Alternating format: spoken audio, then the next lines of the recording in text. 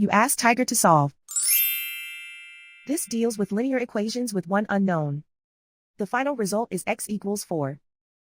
Let's solve it step by step. Simplify the expression.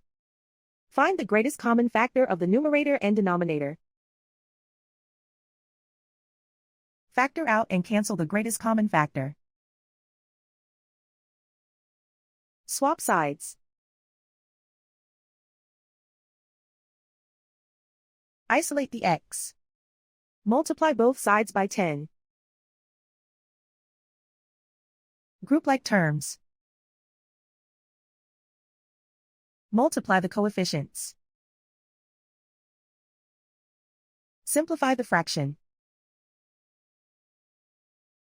Multiply the fractions. Simplify the arithmetic. And so the final result is x equals 4.